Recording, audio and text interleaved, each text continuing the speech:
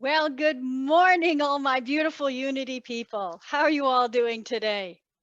It's a beautiful day in my consciousness. How about yours? It's a beautiful day in my consciousness. I love that affirmation. Would you please join with me in affirming this truth? It's a beautiful day in my consciousness. Isn't that lovely? That's what I love about unity. I love that unity is a way of life. It's a way of approaching and living life. It's an attitude more than just a dogmatic religion. It is positive thinking, practical Christianity. And today we are going to up our consciousness. Today we are going to put on the crown of glory. When you up your consciousness, you up level your mind to a higher quality of life, a more fulfilling life. Remember that imbued within your DNA is the power and the presence of God that is uniquely you. You carry that that divine consciousness as well as all of your friends, including your BFFs and your favorite barista. And not only that, folks, the divine Christ consciousness is there in people that we may be still having difficulty with, such as the neighbor down the street who hasn't returned the lawnmower yet, and it's spring now and you need it. Everybody is wearing the crown of glory. No matter what they are, what they've done, where they've been, they are still loved unconditionally. So tell me something. What kind of crown are you wearing today? Are you wearing the crown of glory or are you wearing the crown of shame or blame? Right? And when I use this as a metaphor, it really reminds us as to how we carry ourselves as we go about our day, right? When we are in the crown of glory, we walk tall with our heads high and proud, shoulders back, proud of who we are and who we are becoming, right?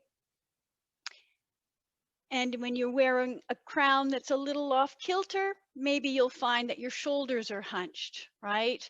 That you're walking and breathing a little more shallowly. That's a new word I'm making up. Either way, you are embodying the Christ, and who you are really does matter. In my neighborhood, I have a beautiful park. I love my park. In my park, I have tennis courts. I have baseball diamonds, a playground for the kids, trees, rocks, water, a pathway for walking through. And I really love spending time in nature in my park.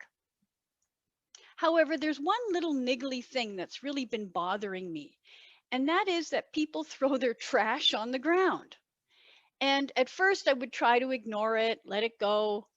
But then it started to really bother me, kind of like how a burr would stick to an old sweater, right? It was just irritating. And so I made a conscious choice. I made a conscious choice that after dinner one night, I would do my part and pick up some of that trash. And so I took with me a Longo's grocery bag and I walked into the park enjoying my walk and I picked up one bag of trash. In this way, I felt as if I was doing my part for the community and I was also helping Mother Nature.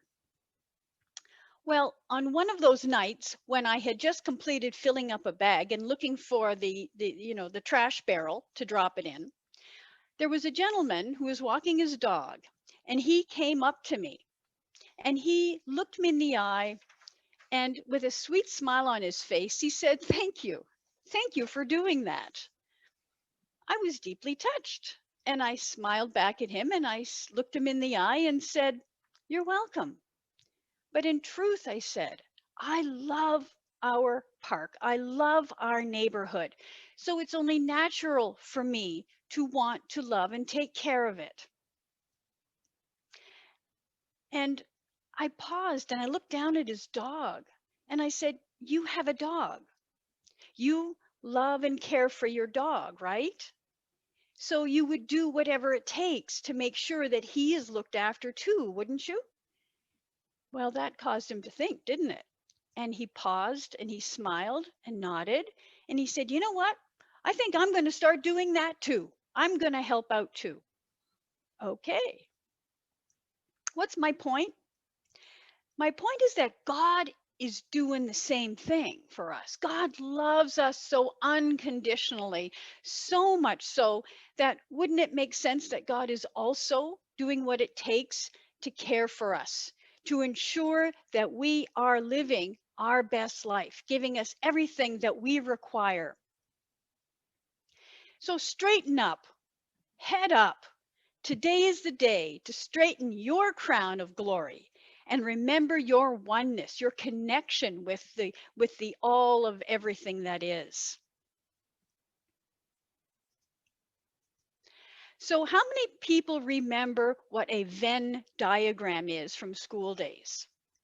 Just to refresh your memory, a Venn diagram for this purpose is a way of showing information with a version of circles that overlap each other.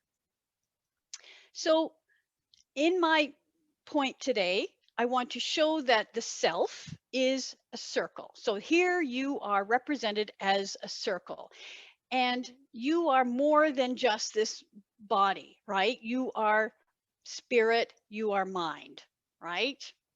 So I'm showing this as a circle, and you live your life as best you can with the information that you know. Now I'm going to show another circle that represents perhaps someone significant in your life, like a spouse. They too have body, mind, and spirit. They too have an energy field.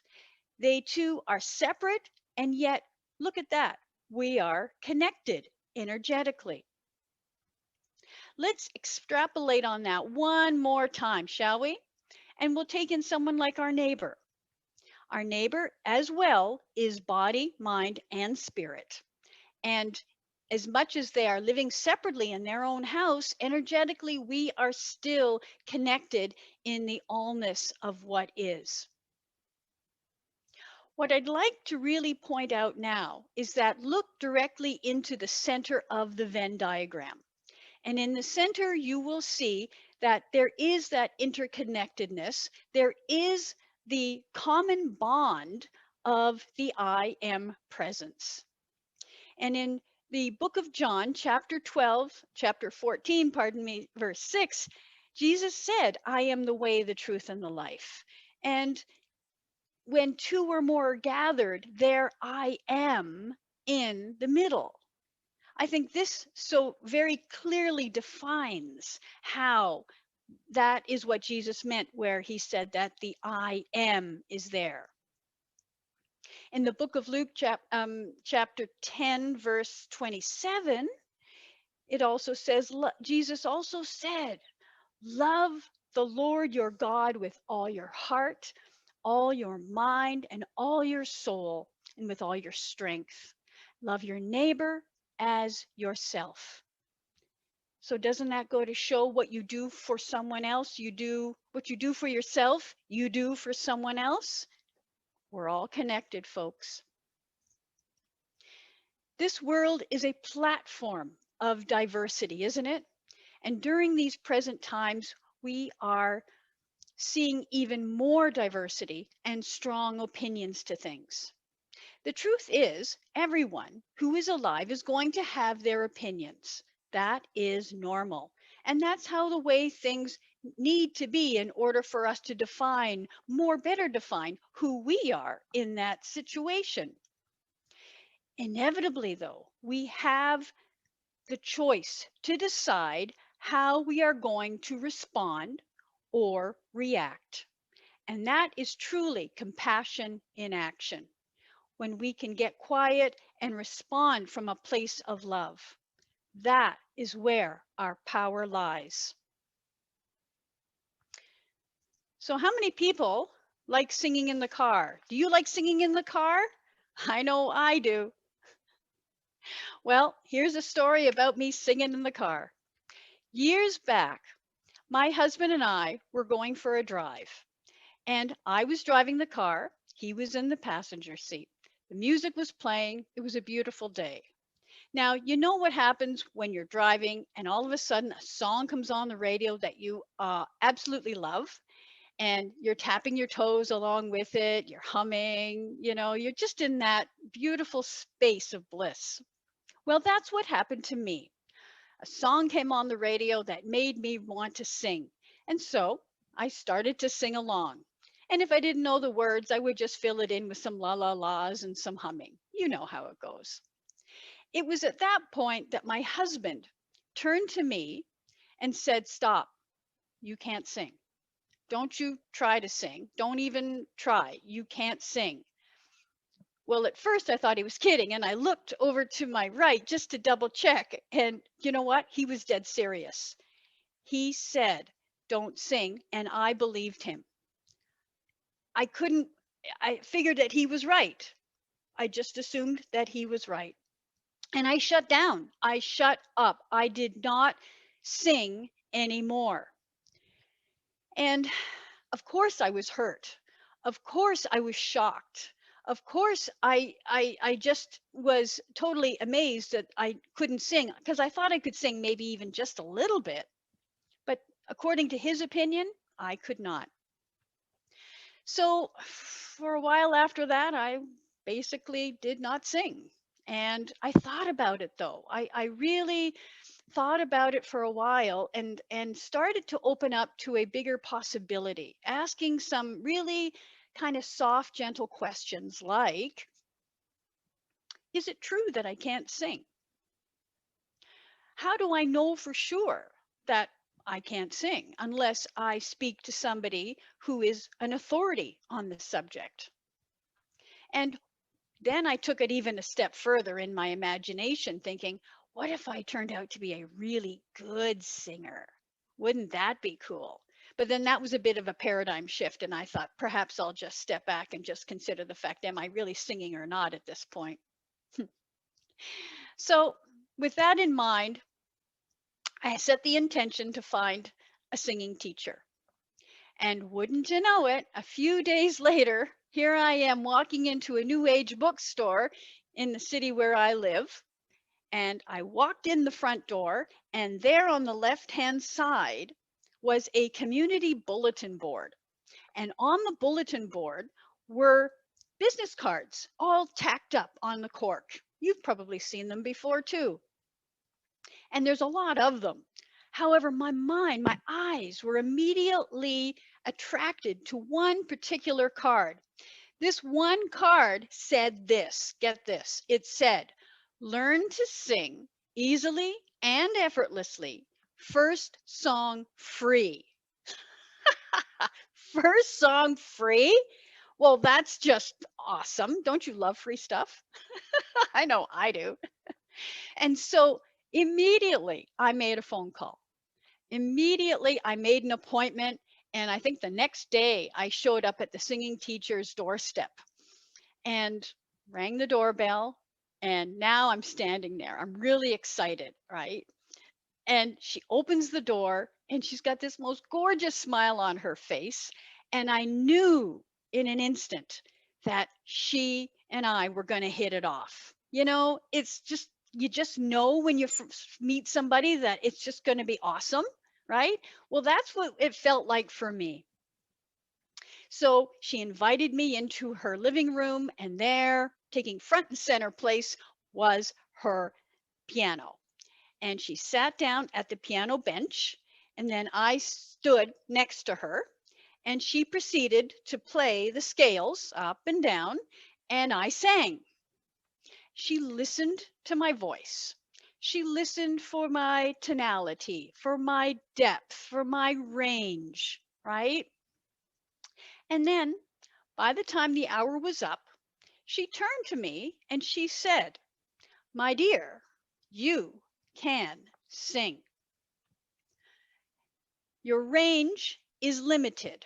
Here's the little setback. Your range is limited because, like most people, you sing in a range that's comfortable for you.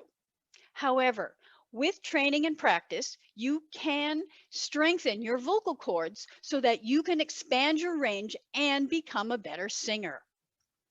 Well, you can imagine my delight upon hearing that. She also said this. She said, it's difficult to sing on key in the car. I turned out to have a pretty good ear for music. I knew whether I was singing on key or off key. But because I'm in the car and the motor is running, I can't really hear the sound in order to perceive whether I'm on key or not. So I learned that too. I was thrilled to know that there was hope for me. I immediately signed up and I started lessons probably the next week. And I took a lesson a week for about a year. During that time, I learned so much about singing. I learned that we sing from the diaphragm, that we don't sing from up here in our throats. I learned that musicians need to warm up before they go on stage to strengthen their vocal cords. I learned that musicians also need to avoid mucus forming foods so that they can keep their pipes clear. And I also learned that music can be very healing. There was one day where she was at the piano and I was singing, and I was singing Amazing Grace. And everything was going fine at that point until all of a sudden I felt a tear come to my eye. And then more tears were coming until I was bawling my eyes out. What the heck was this? I was so surprised, so sad. And I learned that music is healing, that it has such a cathartic experience to release.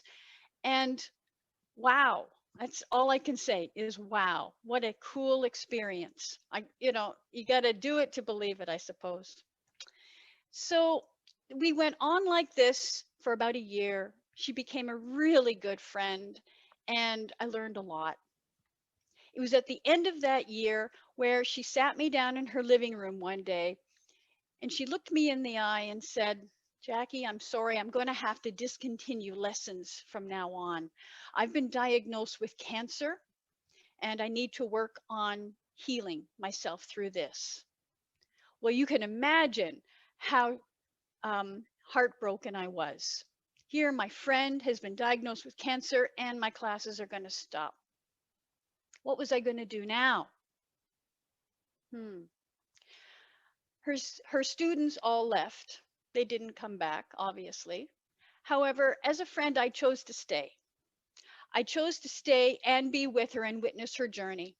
I helped her from time to time with cooking, with folding laundry, taking her out for walks. And it turned out that I learned that I'm actually pretty good at helping invalids. And it also turned out I'm pretty good at helping people through palliative care as she was going through the end of her life stages. She eventually passed, and it was the most amazing experience for me to share in that with her life. You can only I just can't begin to describe the what I went through, but it was a great experience for me. I never regret it at all. So you may think, oh, where am I with my PowerPoints?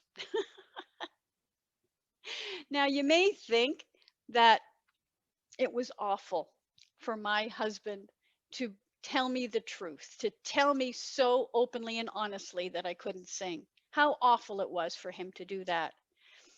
And at the time, yeah, I probably would have agreed with you. But in retrospect, now, years later, I am so grateful that he was open and honest with me in his own opinionated way, because that was his truth at that moment. And I had a choice too. I had a choice in how I wanted to respond. And I approached the situation with curiosity and compassion. And I became probably better for that and not so bitter. I asked questions like, is it true? What about? I don't know, but I want to find out. I upped my consciousness and I reset my crown. I've developed a little bit more confidence around that area, as you can tell. So now, when we go driving in the car, do I sing? You betcha I sing. Now, I may not be singing loud and proud like I would be if I was alone in the car, but I do sing. And it may not be loud, but it's okay. It's at a level that's comfortable for both of us. And that's just fine for both of us. As a loving couple with differing opinions, we love each other despite our differing viewpoints. And we can still live together with our own particular truths and live in harmony with each other. We may not agree on everything, but we respect and we learn from each other. And that, my friends, is the highest form of self-love. Carolyn Myss says it really well when she says, even under the worst of circumstances, we still have the power how we will see that, how we will interpret it, and empower ourselves within a circumstance. Isn't that brilliant? Up your consciousness by taking your power back. Live with the integrity of your heart's calling. Come up to a consciousness of God. Notice that the word responsibility, this is your responsibility, and there is a letter I in the center of it, which is, I think, is a wonderful significance that it takes everything from us. We are the center of our reality, and it's our responsibility to take charge and to be the light that we wish to see in the world.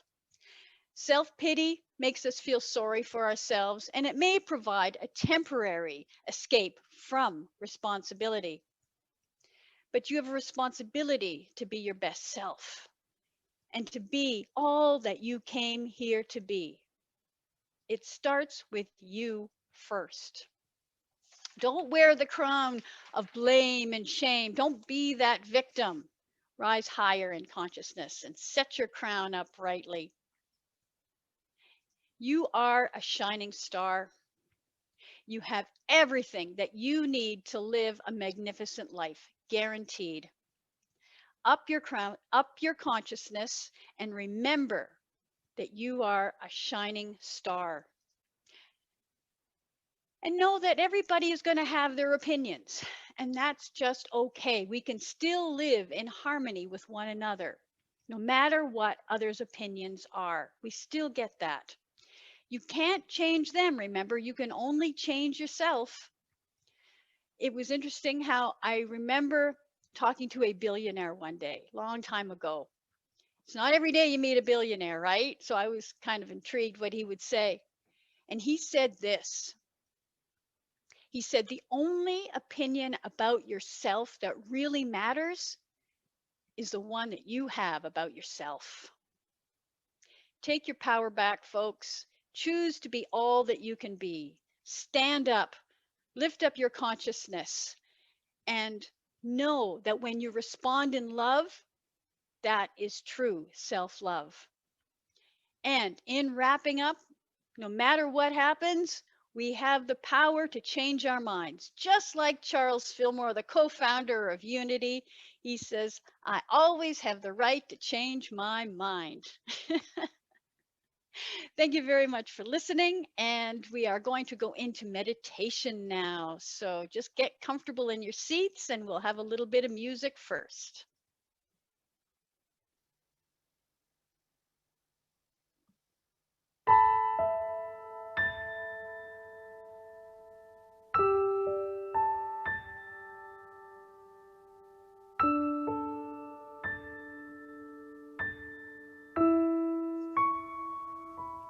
You are seen, you are heard, you are loved for who you are. You are enough, You are complete. You are love.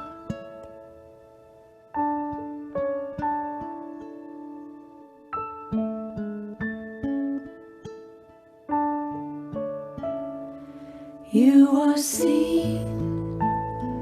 You are heard. You are loved for who you are. You are enough. You are complete. You are love. You are love. You are love. You are love. I am seen. I am heard. I am loved for who I am. There is nothing I need to change. I am love. I am love. I am love. I am love. I am seen. I am heard. I am loved for who I am. There is nothing I need to change. I am love. I am love. I am love. I am love. I am seen. I am seen. I am heard. I am heard. I am loved for who I am. I am enough. I am enough. I am complete. I am complete. I am love. I am love. I am seen. I am love. I am heard. I am love. I am safe. I am love. I am enough. I am love. I am worthy. I am love. I am love.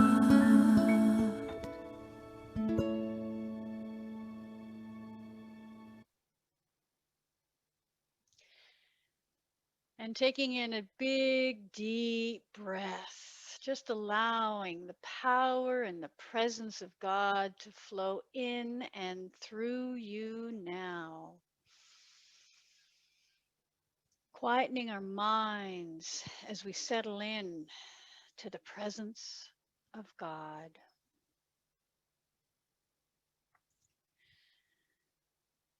And in this moment, this now perfect moment, I affirm that I have all the patience, all the courage, all the wisdom I need to follow the guidance of Spirit. I know the right path will be revealed at the right time and in the right way. As I rest for a few moments in the silence,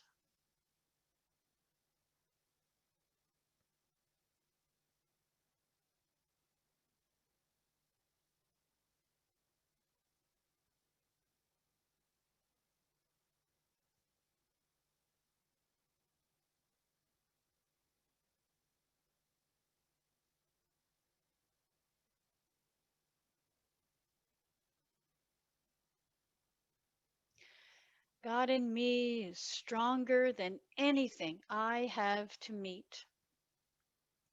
God is present in every person and every experience. The spirit of harmony, order, and understanding is at work in every situation. Affirming love and peace are established in my life. I now take a few moments to rest again in the silence.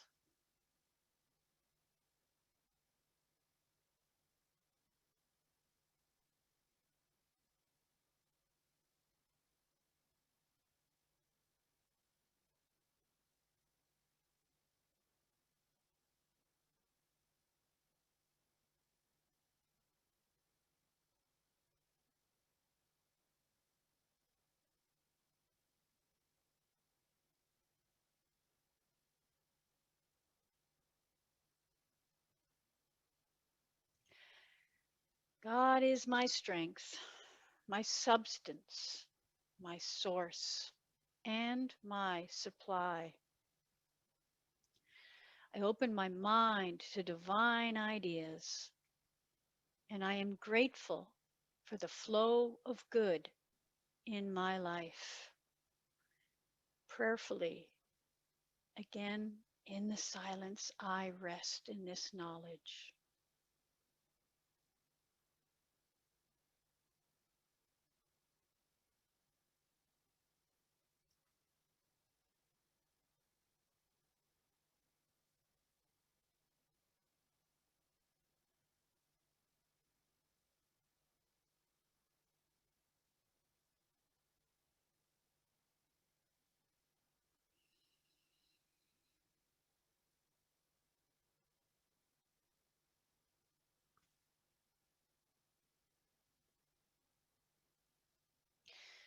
We know that God is a love that has no end and a power that knows no bounds.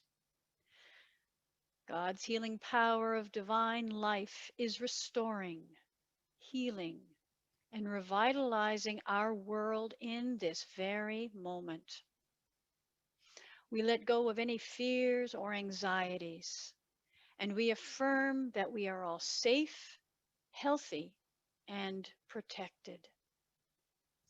We bless all those who support us in maintaining vibrant, radiant health. We express divine life in all we think, say, and do. We bless our global family with radiant health, peace of mind, and abundant love. Taking these words in with a big, deep breath. Hold and then relax. And we release these words now to Spirit, knowing it is done and complete, and all is truly well. Amen.